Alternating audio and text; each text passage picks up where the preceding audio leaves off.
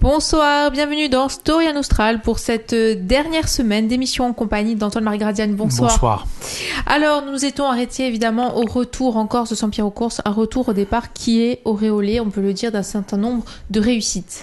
Oui, les réussites sont là, en ce sens où on a d'abord une partie de ceux qui, comme d'habitude, sont venus voir les Génois en leur disant qu'ils leur voulaient beaucoup de bien, etc., et qui, chemin faisant, pour toutes sortes de raisons, y compris des raisons qu'on qualifierait aujourd'hui claniques, c'est-à-dire d'opposition entre eux, parce que c'est pas tout d'avoir tous les gens avec vous, mais ces gens-là s'aiment-ils les uns les autres? C'est peu probable. Donc on se retrouve avec en fait un problème qu'aura ensuite d'ailleurs Sampiero à gérer dans la suite. Alors ça c'est la première chose. Les Génois donc sont battus et Philippe II leur passe, leur prête d'abord un chef qui est Stefano Doria et puis des troupes. Alors Stefano Doria c'est pas un chef militaire de grande valeur, hein. Stefano Doria est plutôt son frère impérial était un personnage certainement plus correspondant plus aux critères, mais Stefano Doria est plus un politique. Il a été le représentant d'Eugène à Nice parce que Nice dépend du roi du Piémont-Sardaigne et bon voilà, donc il a plutôt joué dans cette partie-là, et son frère, lui, impérial, est mort lors du siège de Saint-Florent dans la guerre précédente. Là, il obtient de Philippe II d'être envoyé avec des troupes importantes. Ces troupes-là, ce sont les tertiaux, hein, on en a parlé, c'est-à-dire des troupes de choc, hein, des troupes de grande valeur militaire, et parce que les Espagnols, comme Gênes, sont persuadés que les Turcs vont arriver par la Corse. Donc c'est la raison pour laquelle on voit arriver ces troupes de choc qui débarquent en Corse, donc alors même que la Corse est à nouveau soulevée. En fait, dans la réalité, il y a une grande partie des gens qui ont rejoint Sampiero. Il y a ce que j'appellerais les neutres, c'est-à-dire qui ont déclaré dès le départ à Sampiero qu'ils ne voudraient pas combattre, voilà, comme Philippine et d'autres. Et puis il y a quand même du côté des Génois encore une partie des anciens des guerres précédentes, notamment dans les présides. Je pense à Bastia notamment, où on a effectivement un certain nombre de personnes qui vont s'agréger à ces nouvelles troupes qui viennent de débarquer. Alors ces troupes arrivent, elles sont en nombre et elles sont menées par donc Stefano Doria d'un côté et puis par Andrea Doria est décédé, c'est donc son petit parent, Gian Andrea, qui s'occupe du transport des troupes. Et donc on va organiser une série de punitions. Alors ces punitions, Stefano Doria va les mener avec des bateaux, c'est-à-dire que les bateaux vont transporter ces troupes. Il va reprendre Porto Vecchio. Les gens qui étaient dans l'intérieur de Porto Vecchio, les responsables vont être pendus, les autres mis à la chourme, donc sur les galères. Et puis il va faire le tour. Il va venir sur Ajaccio. Alors Ajaccio c'est très important parce qu'Ajaccio est très mal défendu. C'est une période où on a lancé les travaux de transformation d'Ajaccio et vraisemblablement c'est une période où Sampiero aurait pu s'emparer véritablement d'Ajaccio. Donc il faut remonter très vite sur Ajaccio, débarquer du matériel, débarquer des vivres et ensuite aller punir les proches de Sampiero. Donc on va choisir parmi ceux qui ont choisi Sampiero, et puis bien sûr le village de Sampiero, on va aller s'en prendre à Bastelica, et on va brûler une grande partie du village de Bastelica et on va détruire la maison de Sampiero à cette occasion-là. C'est la fameuse maison dont nous avons parlé précédemment. Donc voilà. les choses comme elles se passent. Alors le problème, c'est que cette troupe, elle passe. Et puis une fois qu'elle est passée, c'est cuit, quoi. Je veux dire, il faut se rendre compte qu'en fait, dans la réalité, ce type de combat, et on le sait parce que nous connaissons des guerres actuelles où on est un peu dans la même configuration, les Génois ont une force de frappe. Mais c'est une force de frappe qu'ils n'installent pas à l'intérieur des populations. C'est ce qui leur avait permis de gagner la guerre précédente. C'est-à-dire de s'installer dans des forts, de relier ces forts les uns à les autres, les uns aux autres par des troupes. Là, on a une troupe qui, en fait, d'une certaine façon, sert pas à grand chose, sinon à détruire.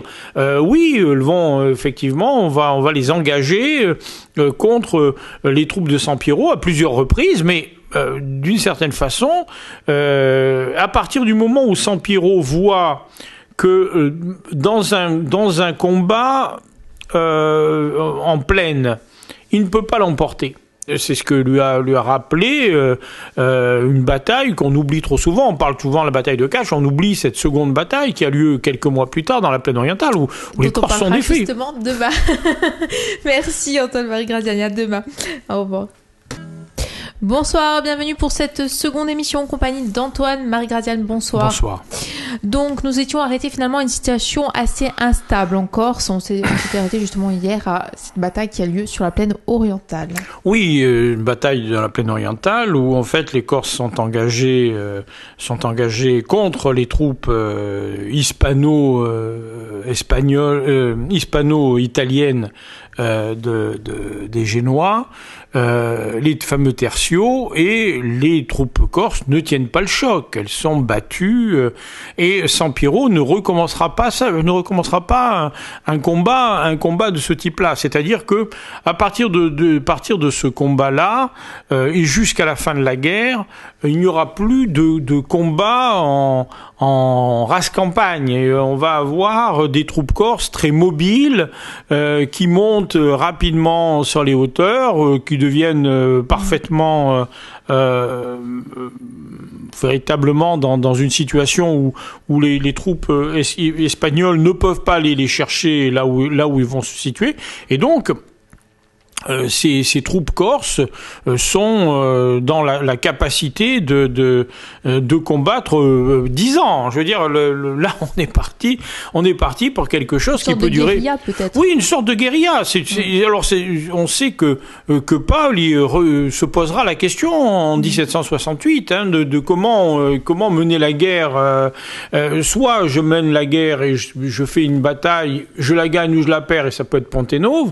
Soit au contraire, je me lance dans une bataille, dans une technique de guérilla, je prends le maquis, je tiens le maquis, ce que je sais remarquablement faire, parce que je connais mieux le maquis que personne, et à partir de ce moment-là, eh bien, je deviens effectivement, alors c'est ce que va faire Sampiero.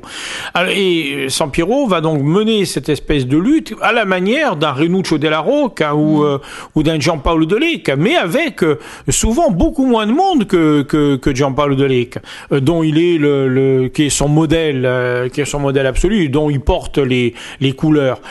Voilà, c'est le problème de Sampiero. Alors, des défections en fait qui commencent à survenir. Alors, il y a des défections qui sont contrebalancées par le soutien dans la réalité de la France, parce que bon, soyons honnêtes, si Sampiero peut avoir des troupes en continu, c'est bien parce que la reine de France, Catherine de Médicis, subventionne par-dessous, et donc Sampiero est tenu à envoyer régulièrement des hommes à lui, ou ce sont des hommes comme je pense à Paris de Saint-Florent, qui a été un de ses proches au moment de l'affaire de 1562 lorsqu'il est allé voir Soliman, qui ensuite est repassé au service du roi de France, y compris en Écosse, parce que c'est un autre problème, c'est la capacité de ces gens-là à passer véritablement d'un lieu à un autre de l'Europe, et à un moment donné,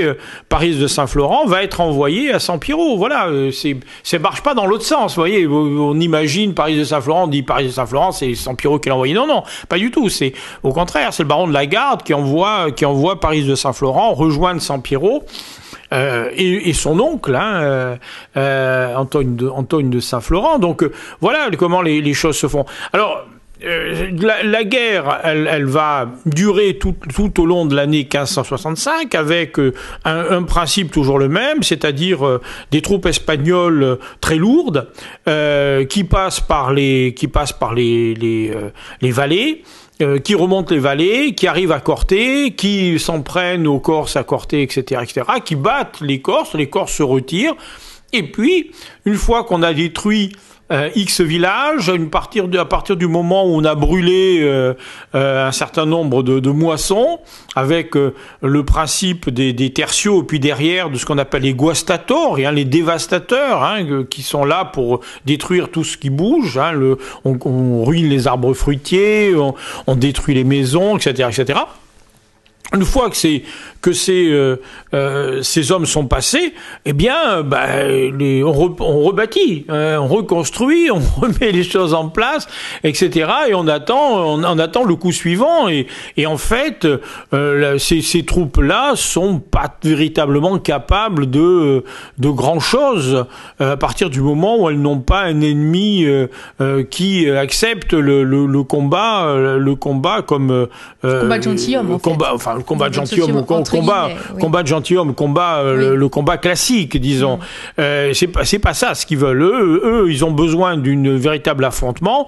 Les Corses, en fait, se retirent au fur et à mesure. Par contre, si c'est un peu la fameuse affaire des Romains. Contre Hannibal, si avec Fabius Contactor, si j'ai un soldat qui traîne un petit peu dans un coin, j'estourdis le soldat parce qu'il était tout seul, parce qu'il est à part, et donc on se retrouve dans une situation qui est une situation relativement difficile. Tout au long de l'année 1565, ça bouge assez peu, et puis l'année 1566, on sent des défections alors beaucoup plus nombreuses dans l'entourage de Sampiero. C'est-à-dire que là, on commence à voir apparaître dans ce qui était le cœur du système de Sampiero, eh bien des gens qui prennent leur distance. Soit qu'ils aient été acquis par Gênes, c'est-à-dire que Gênes a su manœuvrer, et puis c'est que ça correspond aussi à un changement militaire important, c'est-à-dire que, je l'ai expliqué, en 1564, les Espagnols ont pensé que les Turcs allaient arriver en Corse, et puis en 1565, au cours de l'année 1565, les Turcs ont fini par arriver à Malte.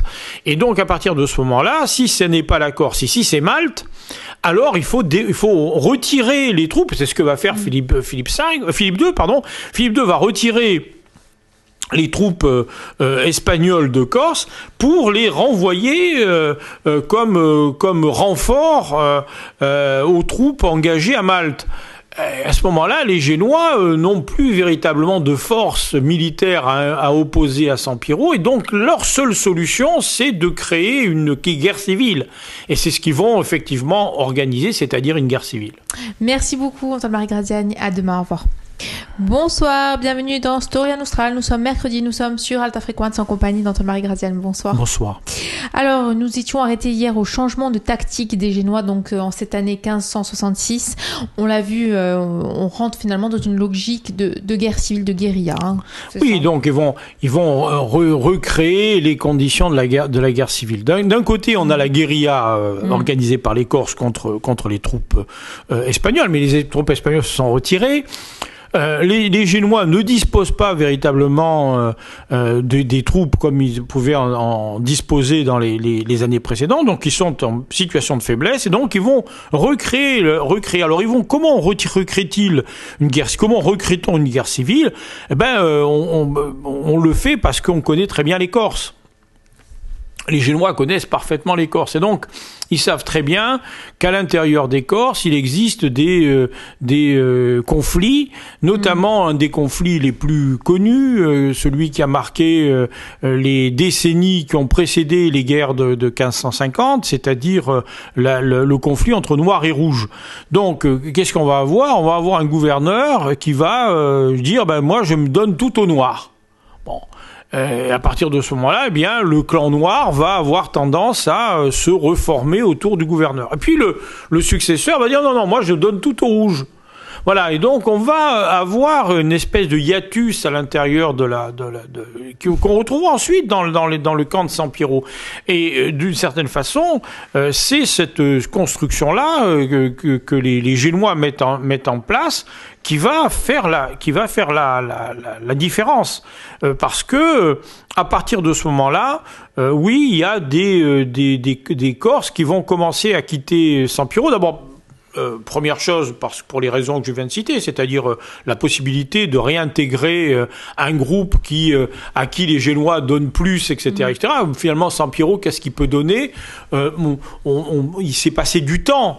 En 1564, très bien, il y avait un petit peu l'élan, etc., etc. 1565, déjà, mais 1566, là, la guerre commence à devenir trop longue pour eux, et à partir de ce moment-là, eh bien, peut-être si on revenait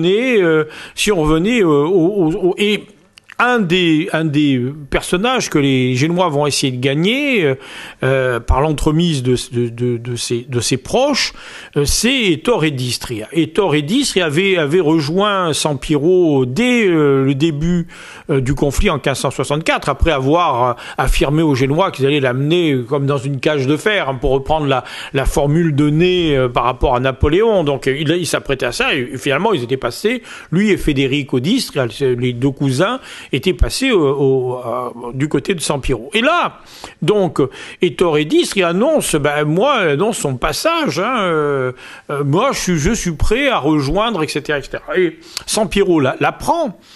Sampiro sait très bien ce qui se passe. Il sait que il a été joint, comment ça s'est passé, et il le sait pertinemment. Donc, il envoie des gens auprès d'Ercole D'Istria pour qu'il se présente devant lui pour discuter, etc., etc. Ercole D'Istria se méfie, donc il ne vient pas. La deuxième fois, Sampiro, cette fois-ci, demande à ceux de ramener Ercole D'Istria. Ercole D'Istria est ramené prisonnier. Il est ramené prisonnier, et Sampiro, à cette époque-là, il joue le rôle de Giampaolo de Lecque, toujours, et donc il est allé s'installer dans la zone de Giampaolo, donc dans le Vicolé, qui n'est pas son lieu de naissance. C'est pas Basilicas, c'est vraiment le Vicolé. Et il s'est fait construire un fort à Sagone. Et de là, il dit, je vais envoyer Ercole D'Istria, finalement, je vais l'envoyer à mes alliés français, etc., etc., sous-entendu pour le rebooster et le ramener dans le bon sens.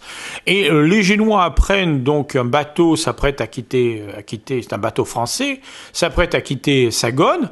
Ils viennent bloquer ce bateau, et non seulement ils vont récupérer Ettore D'Istria, qui va changer de camp, qui sera d'ailleurs parmi les assassins de Sampiro, mais aussi une partie de ceux que Sampiro s'apprêtait à envoyer ou qui venaient de rentrer de France vont se trouver coincés, et même si les Génois n'arrivent pas à mettre la main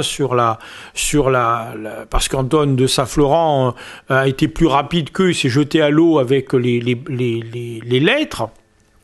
Il récupère un certain nombre de documents qu'on connaît, parce que ceux-là nous les avons conservés dans les archives génoises, dans lesquels, eh bien, Sampiro, on le voit, exprime le doute qu'il a par rapport à un certain nombre de personnes, et particulièrement par rapport à Ettore D'Istria. Et donc, les Génois ont fait le coup double, ils ont récupéré Ettore D'Istria, qui va leur amener effectivement une partie du personnel politique du sud de l'île, et militaire du sud de l'île, et puis ils ont arrêté des proches de Sampiro, Paris de Saint-Florent, le neveu d'Antoine, et puis le Piovanel de Calvi. Les deux seront exécutés après avoir été largement passés à la moulinette. On a les détails, puisqu'on a le détail de ces interrogations dérogatoire, c'est un dérogatoire après lui avoir arraché un ongle, etc. Voilà, donc voilà. Et ils ont tellement brûlé les pieds de Paris de Saint-Florent que il est obligé de monter sur une mule. Il sera exécuté, on le fera monter sur une mule parce qu'il ne peut pas marcher. Hein. Voilà, on suspendra par un pied, on l'arquebusera. Enfin, c'est atroce. Voilà, la fin de. Quant au Pio Vanellidi, lui, il se suicidera d'une certaine façon dans sa cellule après avoir invoqué le diable. Donc, vraisemblablement, là aussi, la torture a dû être relativement féconde. Voilà. Donc, voilà les choses qui se passent. On est à l'extrême fin de l'année 1566. Il faut bien dater, si vous voulez, les choses. Donc, nous sommes à l'extrême fin de l'année 1566 et Sampiero n'a plus que 2 mois à vivre. Très bien. À demain. Merci. Au revoir. Bonsoir, bienvenue dans Storia Nostral pour cette avant-dernière émission en compagnie d'Antoine-Marie Graziane. Bonsoir. Bonsoir. Alors nous sommes, au début on le dit, à la fin de l'année 1566, Sampiero Course n'a plus que 2 mois à vivre. Pour poser un petit peu le décor de là où on s'était arrêté hier, la situation, on peut lui dire, lui échappe totalement. La situation lui a complètement échappé. Là, je pense que de manière claire, on peut dire que Sampiero ne dirige plus grand-chose. Et je serais tenté de dire, quelque part, ça sera sa mort qui va permettre de renouveler il va y avoir un effet inverse de ce que avaient pensé les Génois en éliminant Sampiero. Et là, à ce moment-là, il a vraiment très peu de monde. Il est réduit à la situation essentiellement du vicolé. Hein.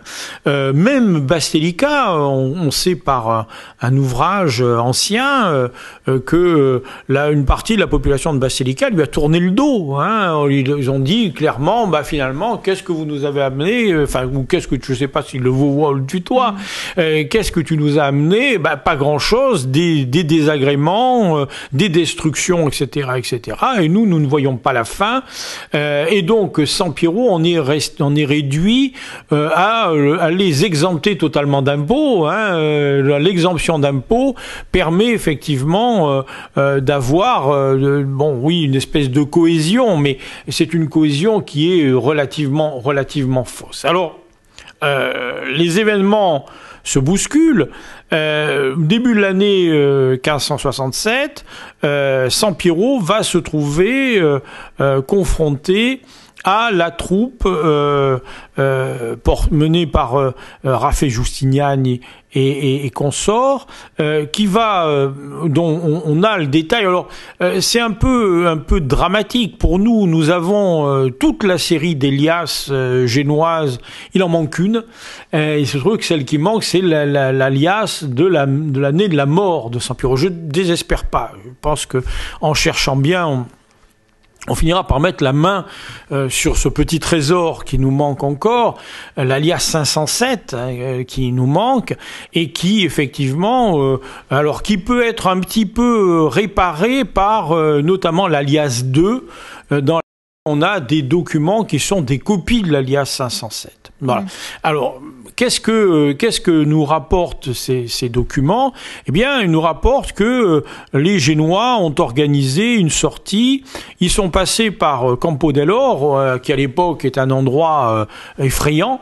Il faut se souvenir que Campo dell'Oro de l'époque, c'est bien sûr le haut de Campo dell'Oro, c'est un lieu céréalier. Et puis la partie basse est entièrement dédiée à des lacs et des pièces d'eau marécageuses et avec un étang qu'on appelle l'Inferno. Cherchez bien pourquoi, on se demande bien pourquoi. Voilà, donc c'est un endroit effectivement très malarique. Et donc il marche dans ce sens-là et il se décide à monter en direction d'Echicasuarella et c'est là effectivement qu'ils vont rencontrer la troupe de Sampiero et de son fils, parce que son fils Alfonso l'a rejoint et qu'il combat désormais aux côtés de son père. Et dans les textes, Sampiero, dont la caractéristique première, c'est quelqu'un qui sait parfaitement se battre et qui connaît, qui très souvent organisait, on l'a vu, des opérations en fin de combat, des choses comme ça, là va agir véritablement dans une situation où il lui faut sauver la vie de son fils, et donc il va se mettre dans une situation quasiment impossible. Alors, problème concernant la mort de Sampiero, c'est que, première chose, on nous a rapporté l'idée selon laquelle un de ses serviteurs, Vitolo, l'aurait désarmé. Alors, comment peut-on désarmer quelqu'un? Peut-être en changeant quelque chose dans l'arme qui effectivement ne va pas bien fonctionner. Lorsqu'il va venir pour tirer sur quelqu'un, le coup ne va pas partir. Il tire sur un des cousins de sa femme. Alors ça sera le deuxième élément. Donc premier élément, ce fameux Vitolo, dont Filippini nous explique qu'il aurait touché effectivement une somme d'argent et qu'il aurait trahi Sampiero, au point d'ailleurs que le terme de Vitolo va devenir le synonyme en Corse de traître. On le trouve très souvent dans la correspondance notamment de Pascal Paoli. Donc, Vitolo. Alors, est-ce que Sampiero aurait été trahi? Je n'en suis pas persuadé. Je ne suis pas persuadé de cette trahison. L'idée, c'est pratiquement qu'un homme tel n'aurait pas pu être battu, voilà, dans un combat. Bon. Oui. Mais ça, c'est une vision qu'on rencontre très souvent dans les documents lorsqu'on a des héros. Bon, donc ça, c'est la première chose. Deuxième élément. Important à souvenir, parmi les assassins de Sampiero se trouvent les cousins de sa femme. Alors là-dessus, évidemment, certains sont emparés de ça pour évidemment en faire des espèces de gens qui agiraient par vendetta, par vengeance. Voilà, ouais. Alors ça, c'est totalement faux. Il faut être clair là-dessus. Ornano, dans les Ornano, qui sont ces personnages? Ce sont trois frères qui sont les cousins de Vanina, parce que Vanina, le père de Vanina, Francesco, avait un frère Bernardino, et puis il avait des frères bâtards. Et un de ses frères bâtards a eu un fils, Lovico, et donc qui lui-même a eu des petits-enfants, des enfants, et ce sont ces enfants-là, donc qui sont les cousins par la main gauche, disons, de Vanina.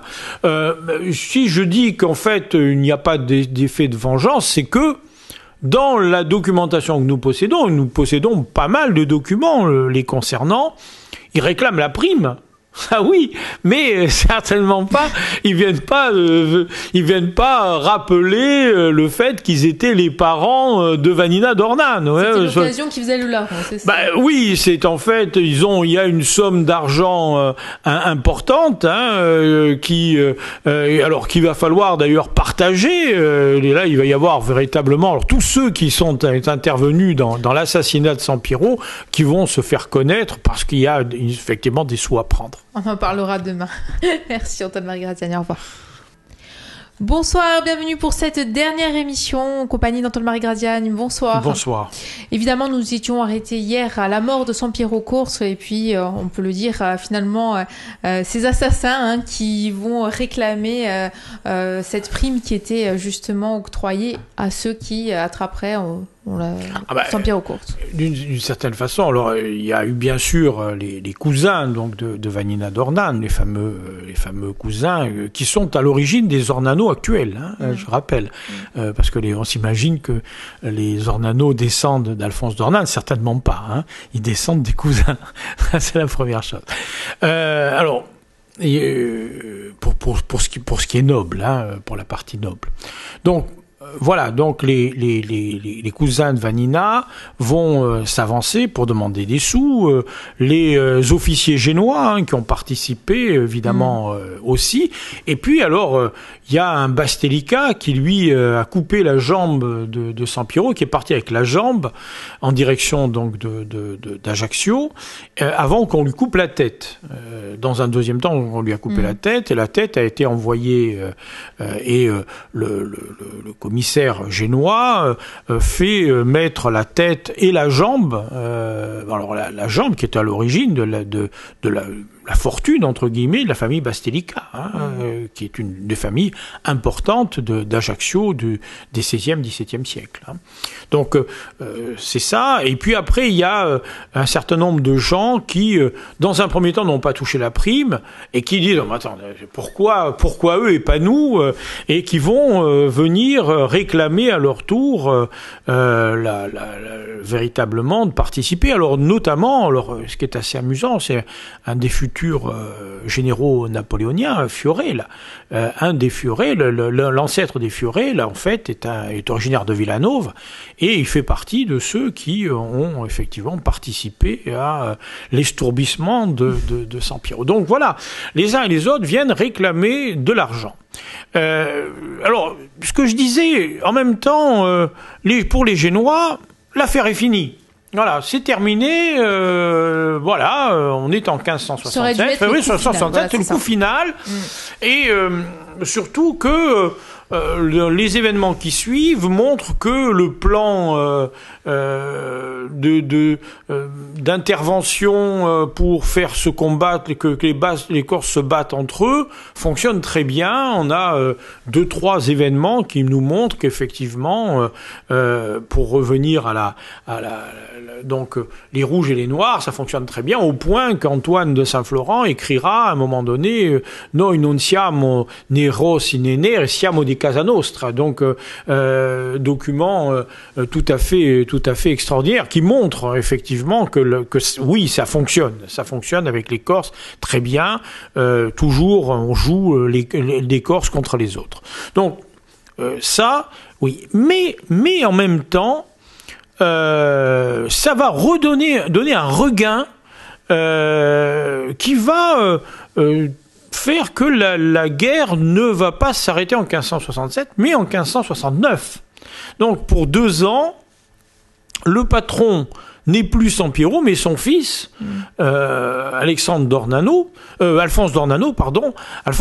qui, lui, va mener la suite des opérations, avec autour de lui les anciens, et puis un certain nombre de nouveaux, qui vont apparaître à ce moment-là et qu'il va amener avec lui lorsque effectivement il en viendra à arrêter le conflit contre Gênes 2 ans plus tard. Et on voit de manière claire que ce conflit a changé d'une certaine façon en partie la Corse. Il y a eu une opération, la Corse sort ruinée de 16 années de guerre, massive, des destructions qui ont été des destructions massives, beaucoup de morts, beaucoup de gens qui vont partir aussi parce que les Génois ne vont pas laisser une population s'installer, une population avec des soldats en grand nombre. Non, ça c'est pas possible. On peut pas avoir ces soldats-là. Il faut d'une certaine façon s'en débarrasser et ils vont accepter effectivement le départ pour Venise. De 700 Corses, puis pour la France, de 800 Corses, sous Alphonse d'Ornano. C'est-à-dire qu'Alphonse d'Ornano va revenir en disant « Je me suis trompé, j'ai eu tort de combattre Gênes, désormais j'ai besoin de soldats corses pour aller combattre contre les protestants. » Alors évidemment, sous-entendu, nous sommes des puissances catholiques, donc on peut avoir donc l'aide de... Voilà. Donc, et puis, bien sûr, aussi les troupes corses au service du Vatican, du pape. C'est-à-dire que la fameuse garde pontificale en partie né, pour une part, de manière assez claire, au lendemain du conflit, de cette présence de tous ces gens qui ont été soldats, etc., soldats payés, je rappelle, pour l'essentiel, grâce aux sous du roi de France, et ce sont ces gens-là qui, évidemment, les Génois veulent s'en débarrasser, veulent se séparer d'une partie de ces gens-là. La seule solution qu'on va trouver, c'est de leur indiquer la porte de sortie en direction. Et donc, changement qui s'accompagne d'un changement encore plus majeur, qui est le passage de l'office de Saint-Georges, qui a eu lieu juste avant le deuxième conflit. C'est d'ailleurs le passage de l'office de Saint-Georges à la Sérénissime République. Et là, on est quand même dans quelque chose qui va avoir une influence déterminante pour la suite des événements. Merci beaucoup, Antoine-Marie Graziani. Au revoir.